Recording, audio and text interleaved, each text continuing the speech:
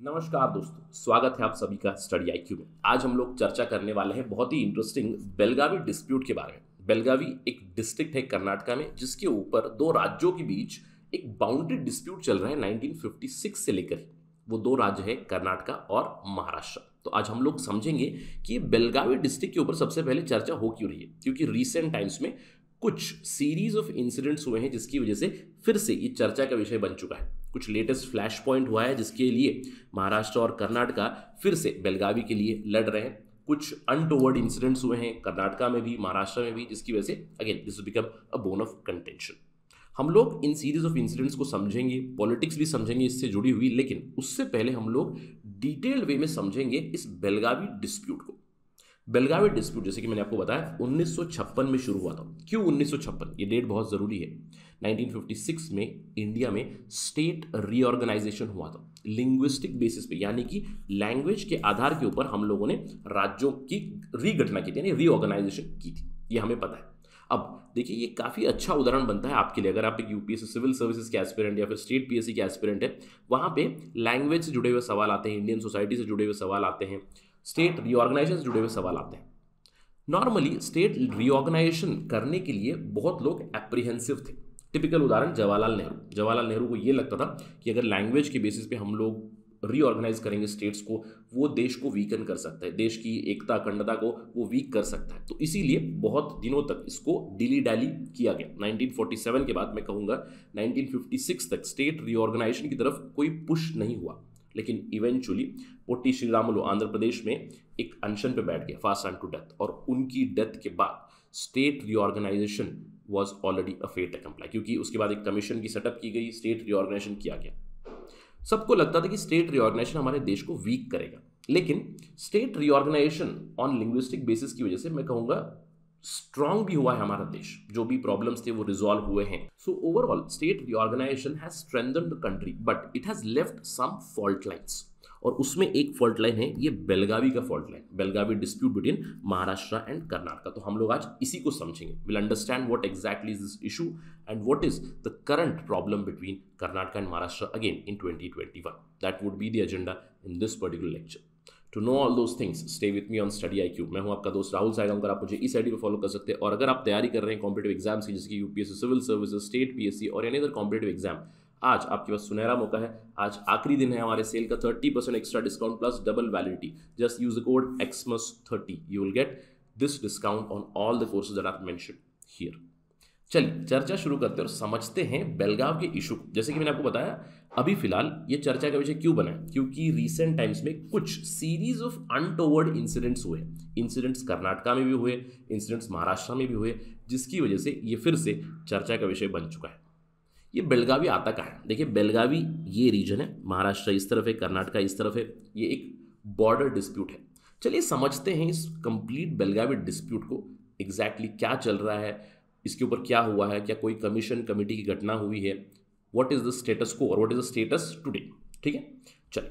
बेलगावी, जैसे कि मैंने आपको बताया, एक डिस्ट्रिक्ट है कर्नाटका में। इस डिस्प्यूट को समझने के लिए हमें जाना पड़ेगा 1947 प्री पार्टीशन मैप के ऊपर। अब प्री पार्टीशन की जब आप अंडरस्टैंडिंग रखोगे, यहाँ पे आपको पहले तो ब्रिटिश प्रोविंसेस मिलेंगे और आपको प्रिंसली स्टेट्स मिलेंगे, करेक्ट। और मैसूरू प्रिंसली स्टेट था, यानी कि अर्स्टवाइल कर्नाटका में कहूँगा, कर्नाटका का पहला नाम मैसूरू ही था। 1973 के बाद अगेन इट्स कर्नाटका, राइट। लेकिन अगर आप देखोगे, प्रिंसली स्टेट एक है मैसूरू, एक है princely state of Hyderabad, other princely states of Kolhapur, Deccan, Goa यहाँ पे था, और आपको मिलेगा बॉम्बे प्रोविंस, करेक्ट। अब जब स्टेट रीऑर्गेनाइजेशन हुआ तो कर्नाटका की जब आप बात करोगे कि कर्नाटका में तीन जगह से लोकेशन या फिर एरियाज आई। पहला था हैदराबाद की तरफ से, उसको हैदराबाद कर्नाटका कहा जाता था, अभी कल्याण कर्नाटका कहते हैं। कुछ एरियाज आए बॉम्बे प्रोविंस से, जहाँ पे आपको ये कोल्हापुर से लगी हुई जगह, यानी कोल्हापुर का नेबर ही है बेलगावी, मैं कह सकता हूँ। तो वहाँ से भी कुछ एरियाज आए कर्नाटका में, और कुछ मद्रास प्रोविंस से भी एरियाज आए इन कर्नाटका। अब 3 रीजन से एरियाज आए इन कर्नाटका, जिसके ऊपर विवाद जरूर चलता है ओवर दिस बेलगावी। 1956 में लैंग्वेज के बेसिस पे हुआ। अब लैंग्वेज आपको पता है, महाराष्ट्र में बात की जाती है मराठी, कर्नाटका में बात की जाती है Kannada, right. Kannada in Karnataka, Telugu in Telangana and Andhra Pradesh, Tamil in Tamil Nadu and Malayalam in Kerala. तो कन्नड़ा बात की जाती है इन कर्नाटक। अब इस लैंग्वेज के बेसिस के ऊपर ही ये विवाद चल रहा है। क्या हुआ, देखिए, जब स्टेट रीऑर्गेनाइजेशन की बातें चल रही थी, state reorganisation on linguistic basis 1947 से ही इसकी डिमांड चल रही थी। इनफैक्ट इससे पहले तिलक ने भी इसका मेंशन किया था 1914 में। इसके बाद महात्मा गांधी भी इसके सपोर्टर थे टू लार्ज एक्सटेंट। क्यों? क्योंकि जो ऑल इंडिया कांग्रेस कमिटीज थी, जो प्रदेश कांग्रेस कमिटीज थी, प्रोविंशियल कांग्रेस कमिटीज थी, वो लैंग्वेज के बेसिस पे ही बनाई गई थी, आपको पता ही है। तो डिमांड चल रही थी कि लैंग्वेज के बेसिस के ऊपर हम लोग स्टेट्स को रीऑर्गेनाइज करेंगे। अब उसी समय 1948 में महाराष्ट्र एकीकरण समिति बनी, और महाराष्ट्र एकीकरण समिति अभी भी एक पार्टी है कर्नाटक में, which is a major stakeholder. ये जो समिति बनी, इस समिति की गठना इसीलिए हुई थी कि जो भी मराठी स्पीकिंग रीजन्स है, जो मैं कह सकता हूँ एडजेसेंट टू कर्नाटक है, 800 ऑड विलेजेस है, उनको महाराष्ट्र में मर्ज करे। इसी उद्देश्य से बना था ये महाराष्ट्र एकीकरण समिति, और आज भी इसी मुहिम में लगा हुआ है। हम जानते हैं कि 1956 में स्टेट रीऑर्गेनाइजेशन हुआ। जब स्टेट रीऑर्गेनाइजेशन हुआ तो बेलगावी जिला आ गया कर्नाटक में। अब जैसे ही ये हुआ, उसके बाद एक लीडर थे सेनापति बापट लीडर फ्रॉम महाराष्ट्र, वो अनशन पे चले गए, हंगर स्ट्राइक पे चले गए। उन्होंने कहा कि एक कमीशन की गठना होनी चाहिए जो बाउंड्री को डिमार्केट करे कर्नाटक और महाराष्ट्र के बीच, और स्पेसिफिकली बेलगावी का इशू यहाँ पे रेस हुआ। अब इस डिमांड को इवेंचुअली एक्सेप्ट किया गया। 1966 में स्टेट ऑफ महाराष्ट्र ने पिटीशन किया सेंटर को कि एक कमीशन की घटना कीजिए। उसके बाद महाजन कमीशन सेटअप हुआ। ये महाजन कमीशन रिस्पॉन्सिबल था बेसिकली जो भी बाउंड्री डिस्प्यूट है महाराष्ट्र और कर्नाटक के बीच, जो भी एरियाज है, कन्नड़ा स्पीकिंग कुछ एरियाज है, मराठी स्पीकिंग कुछ एरियाज है, वहाँ पे बाउंड्री को डिमार्केट करिए, ये इनका टर्म्स ऑफ रेफरेंस था। अब इसमें कमीशन को हेड कर रहे थे जो इंडिया के third chief justice of India थे, मेहरचंद महाजन। अब इन्होंने कुछ रिकमेंडेशन दी। इन्होंने रिकमेंडेशन दिया कि बहुत से विलेजेस जो हैं बेलगावी डिस्ट्रिक्ट में, उसको ट्रांसफर करें महाराष्ट्र को, महाराष्ट्र के कुछ जो विलेजेस हैं उन्हें ट्रांसफर किया जाए कर्नाटक में, लेकिन बेलगावी सिटी कर्नाटक में होनी चाहिए। कुछ इस तरह की उन्होंने रिकमेंडेशन दी। अब अगर हम लोग महाजन कमीशन की एक्सर्प्ट्स को देखें, उन्होंने क्लियरली कहा कि ज्योग्राफिकली अगर हम लोग देखें, जो आपने बेलगावी का मैप देखा उसमें ऐसा होता है कि Kannada areas surround the city of Belagavi. Belagavi city जो है उसको 3 तरफ से कन्नड़ा स्पीकिंग एरिया सराउंड करते हैं, एक तरफ से मराठी स्पीकिंग एरिया सराउंड करते हैं। लेकिन जब हम लोग इस पूरे डिस्ट्रिक्ट की डेमोग्राफी को देखें, वहाँ पे राइट्स ऑफ रिकॉर्ड्स देखें, यानी कि लैंड रिकॉर्ड्स वगैरह देखें, तो वहाँ पे हमें पता चलता है कि majority of lands they belong to Kannadigas, और इसीलिए रीऑर्गेनाइजेशन बेलगावी का करना जरूरी नहीं है, ये कहा महाजन कमीशन ने। उन्होंने कहा स्टेटस को जो भी है उसको मेंटेन किया जाए। उसके बाद उन्होंने कुछ रिकमेंडेशन दी, जो भी कन्नड़ा स्पीकिंग एरिया से वो कर्नाटक में आनी चाहिए। Some villages in Maharashtra should come in Karnataka, some villages in Karnataka should go to Maharashtra, ये रिकमेंडेशन दी। बेलगावी को कहा कि it should continue in Karnataka. तो अभी टिपिकली ऐसा होता है कि if you imagine this is Belagavi and if you imagine this is surrounding area, Belagavi में आपको मराठी स्पीकिंग लोग बहुत ज़्यादा मिलेंगे, लेकिन बेलगावी डिस्ट्रिक्ट में सराउंडिंग एरियाज में 3 तरफ आपको कन्नड़ा स्पीकिंग लोग मिलेंगे, एक तरफ आपको मराठी स्पीकिंग लोग मिलेंगे। अब इसी की वजह से उन्होंने कहा बेलगावी सिटी को कर्नाटक में ही होना चाहिए। 247 विलेजेस, जिसमें जट्टा, अक्कलकोट, द फेमस अक्कलकोट, सोलापुर, ये सब कर्नाटक का भाग होने चाहिए, और 264 विलेजेस जो है कर्नाटक में वो महाराष्ट्र के भाग होने चाहिए। कुछ इस तरह की रिकमेंडेशन दी। यहाँ पे महाजन कमीशन ने इंटरेस्टिंगली ये भी बताया कासरगोड जो केरला का पार्ट है, उन्होंने कहा it should become part of Karnataka. अब जब ये कमीशन की रिपोर्ट रिलीज हुई, इसको महाराष्ट्र ने खारिज कर दिया। महाराष्ट्र ने कहा that we are not happy with the commission report. Karnataka was very happy कि ट्रांसफर होगा, बेलगावी सिटी हमारे साथ रहेगी, तो उन्होंने कहा इट शुड बी इम्प्लीमेंटेड।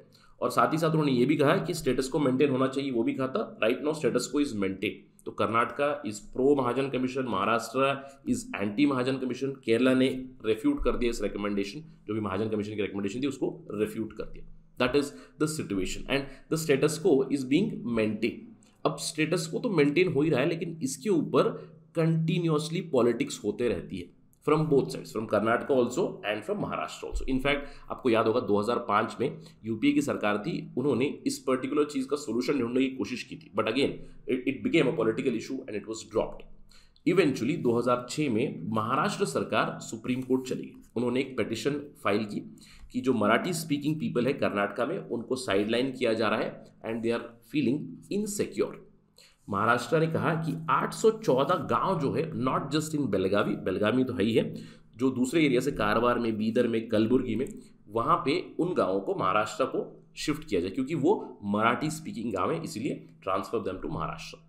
और आज भी ये मैटर सब जुडिस, यानी कि सुप्रीम कोर्ट के साथ ये मैटर अभी भी पड़ा हुआ है। तो अब सवाल ये उठता है कि सुप्रीम कोर्ट के पास क्यों गया। आप जानते हैं कि सुप्रीम कोर्ट के पास ओरिजिनल जुरिस्डिक्शन है। ओरिजिनल जुरिस्डिक्शन किस चीज़ पे?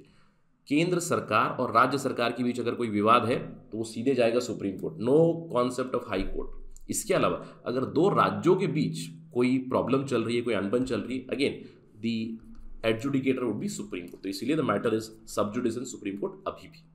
लेकिन इस दौरान हर कोई स्टेट अपना अपना क्लेम बढ़ाने की कोशिश करता है। बिल्कुल हम जानते हैं 2012 में कर्नाटका गवर्नमेंट ने क्या किया कि विंटर सेशन करने के लिए बेलगावी सिटी में उन्होंने एक सुवर्ण विधानसौधा बनाया, यानी कि अभी दो विधानसौधा है वहाँ पे। जो मेजर विधानसौधा है जहाँ पे सिटिंग होती है असेंबली की, that is in Bengaluru, we know that. लेकिन विंटर सेशन उसका होता है बेलगावी में।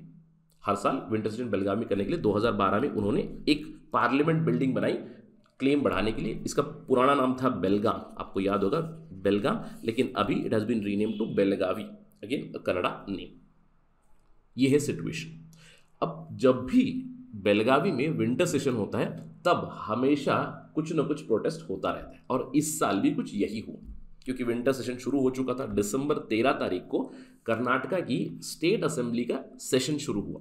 अब हर बार जब सेशन शुरू होता है तो जो महाराष्ट्र एकीकरण समिति है, MES, राइट, इनकी प्रोटेस्ट हमेशा चलती है, it leads, and this time also same thing happened. तो महाराष्ट्र एकीकरण समिति जो विधानसौधा है उसके बाहर ही प्रोटेस्ट कर रहे थे। अब हुआ क्या, दिसंबर 13 को प्रोटेस्ट करने आई महाराष्ट्र एकीकरण समिति आउटसाइड द सुवर्ण सौधा इन बेलगावी। अब इनको प्रोटेस्ट करने की अनुमति नहीं दी गई, डिस्ट्रिक्ट एडमिनिस्ट्रेशन ने इन्हें प्रोटेस्ट की अनुमति नहीं दी थी। Despite absence of permission to hold rally, MES के लोग वहां पे पहुंचे। इनफैक्ट ये कहा गया था कि MES के लोगों के साथ एक शिवसेना, यानी कि महाराष्ट्र असेंबली के एक MLA भी जुड़ने वाले थे, यहाँ पे शिवसेना के एक MLA जुड़ने वाले थे, उन्हें सिटी के बाहर से वापस भेजा गया। लेकिन यहाँ पे महाराष्ट्र एकीकरण समिति के लोग ऑलरेडी जमा हो गए, प्रोटेस्ट कर रहे थे, और काउंटर इसमें कन्नड़ा एक्टिविस्ट भी आ गए, और इन दोनों के बीच कॉन्फ्रंटेशन हो गई। तो एक तरफ मराठी स्पीकिंग महाराष्ट्र एकीकरण समिति के लोग हैं, दूसरी तरफ कन्नड़ा एक्टिविस्ट है, कर्नाटका नवनिर्माण वेदिके, दोनों के बीच कुछ कॉन्फ्रंटेशन हुई। ब्लैक इंक फेंकी गई ऑन दी MES एक्टिविस्ट, और उसके बाद MES के लोग, महाराष्ट्र एकीकरण समिति के लोग, अगले ही दिन दिसंबर 14 को बेलगावी बंद का उन्होंने घोषणा कर दी। ऑल्दो बेलगावी बंद को काफ़ी लूक वार्म रिस्पॉन्स मिला, लेकिन इसकी वजह से सीरीज ऑफ इंसिडेंट्स हुए, क्योंकि ब्लैक इंक फेंकी गई थी। ऐसा इंसिडेंट पहले भी हुआ था, आपको याद होगा 2005 में, जो बेलगावी की म्युनिसिपल कॉरपोरेशन है, उन्होंने एक रेजोल्यूशन पास किया था टू शिफ्ट टुवर्ड्स महाराष्ट्र। उसके बाद भी उस समय उनके जो मेयर थे विजय मोरे, उनके ऊपर भी कुछ इस तरह की ब्लैक इंक फेंकी गई थी। तो ये इंसिडेंट्स चलते रहते हैं इन कर्नाटका महाराष्ट्र। अब जैसे ये इंसिडेंट हुआ, इसके बाद कर्नाटका का फ्लैग जलाया गया Kolhapur. Kolhapur again is neighbouring to Belagavi itself. Kolhapur में कर्नाटका का फ्लैग जलाया गया। उसके बाद बेंगलुरु में, नॉर्थ बेंगलुरु में शिवाजी, राइट, शिवाजी महाराज इधर, मराठा आइकॉन शिवाजी महाराज, उनके एक पुतले के ऊपर कुछ ब्लैक इंक गिराई, इट वाज स्मियर्ड। अब इसके बाद चीज़ें और भी एस्केलेट हुई। इसकी रिटेलिएशन में प्रो मराठी एक्टिविस्ट बेलगावी में संगोली रायन्ना, एक और वॉरियर आइकॉन है, कित्तूरानी चन्नम्मा का नाम आपने सुना होगा, उनके साथ इन्होंने लड़ा था ब्रिटिश के खिलाफ, राइट। तो उनके एक बस्ट को, उनका जो स्टैचू था उसको डिसेक्रेट किया, डैमेज किया, यानी कि सीरीज ऑफ इवेंट्स हुए महाराष्ट्र की तरफ से, कर्नाटका की तरफ से। उसके बाद प्रो मराठी एक्टिविस्ट फिर से जमा हो गए बेलगावी में संभाजी सर्कल के पास, जहां पे उन्होंने सरकार की गाड़ियों के ऊपर पथराव किया। अब उसके बाद दिसंबर 18 के बाद प्रोहिबिटरी ऑर्डर्स लगाए गए, और इन प्रोहिबिटरी ऑर्डर्स के साथ ही जो सत्र था कर्नाटका असेंबली का वो कंप्लीट भी किया गया। लेकिन ये इशू अभी भी चल ही रहा है। इनफैक्ट जहाँ पे मैं रहता हूँ वहाँ पे महाराष्ट्र से बसेस आनी बंद हो गई थी, कुछ दिनों के लिए वापस सर्विस शुरू हो चुकी है over this entire issue. This has become a political issue also. देखिए, महाराष्ट्र एकीकरण समिति की अगर आप बात करें, they are slowly and steadily losing power. अगर हम लोग बात करें 1962 की, 1962 में इनके पास सीटें थी, यानी कि कर्नाटका असेंबली में दे हैड वन 6 सीट्स, लेकिन आज मैं कहूँगा 2018 की जो इलेक्शन हुई थी उसमें उनके पास 0 सीट्स है। They are slowly and steadily losing their clout in Karnataka, in Belagavi, probably because of this political issue also things are ramping up.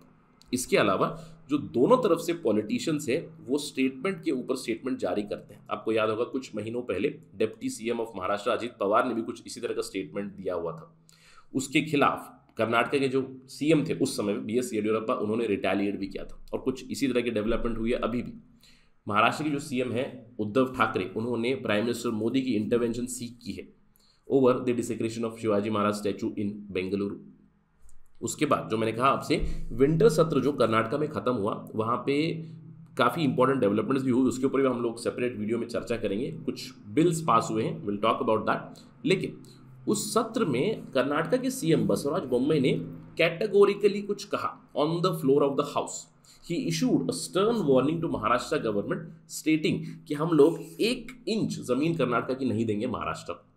This is a political issue, boundary dispute चल रहा है 1956 से this is happening, and every time you will see this in winter, क्योंकि winter session ये होता है बेलगावी में जहाँ पे प्रोटेस्ट होते हैं, दोनों तरफ से काफ़ी पैशनेट स्टेटमेंट्स निकलते हैं, and this has become an eternal issue, eternal problem for the border people, specially जो बॉर्डर्स पे रहते हैं वहाँ पे काफ़ी प्रॉब्लमेटिक सिचुएशन बन चुकी है। अब आने वाले समय में पता चलेगा क्या होगा, वही हमारी चर्चा का अंत भी होगा। What next, when will this and, क्योंकि 1956 से अभी तक ये चल ही रहा है, और ये कितनी सैड सी बात है कि 2 राज्य आपस में लड़ रहे हैं एक डिस्ट्रिक्ट के लिए। इसका एक सोल्यूशन निकलना पड़ेगा। सोल्यूशन क्या हो सकते हैं, what can be a solution? Possible intervention की ज़रूरत है केंद्र सरकार से भी, की स्टेक होल्डर्स जो है सब मिल के एक डिबेट, डेलिब्रेशन, डिस्कशन करके ही इसका सोल्यूशन निकालना पड़ेगा, बिकॉज फाइट और confrontation is not a solution. Perhaps another commission और committee can review the situation, और रिव्यू करने के बाद कुछ रिकमेंडेशन दे सकती है। नहीं तो बहुत सारी दूसरी बॉडीज है, जैसे कि नीति आयोग है, नीति आयोग में आप दोनों चीफ मिनिस्टर्स को देख सकते हो, prime minister is also involve there, other stakeholders are involve there, probably a solution can come. इसके अलावा इंटर स्टेट काउंसिल ज़रूर है, कॉन्स्टिट्यूशनल बॉडी है, और हम हमेशा कहते हैं कि इस इंटर स्टेट काउंसिल को हम लोग काफ़ी अंडर यूटिलाइज कर चुके हैं। इंटर स्टेट काउंसिल का काम ही क्या है कि इंडिया में यूनिटी, इंटीग्रिटी बरकरार रखें, अगर 2 राज्यों के बीच कोई प्रॉब्लम चल रही तो उसको रिजॉल्व करे। So perhaps it is time to reinvigorate this inter state council in India. इसके अलावा जोनल काउंसिल्स भी है, अगर हम लोग बात करें जोनल काउंसिल में home minister is the head, इसके अलावा दोनों तरफ के चीफ मिनिस्टर्स भी इन्वॉल्व रहेंगे, Basavaraj Bommai will be involve, Uddhav Thackeray भी विल बी इन्वॉल्व। चर्चा करके कुछ सोल्यूशन निकालने की ज़रूरत है, और इसको पॉलिटिकल इशू नहीं बनाना चाहिए। एक सोल्यूशन ढूंढने के इंटेंशन से, ओपन हार्ट से, ओपन माइंड से सारे स्टेक होल्डर्स को इन्वॉल्व होने की जरूरत है। Let us hope that happens soon and this Belagavi issue will be resolved soon. अगर जब भी इसके ऊपर डेवलपमेंट आएगी तो will talk again on study IQ, but right now that is it from my side. Thank you for watching this video. Jai Hind.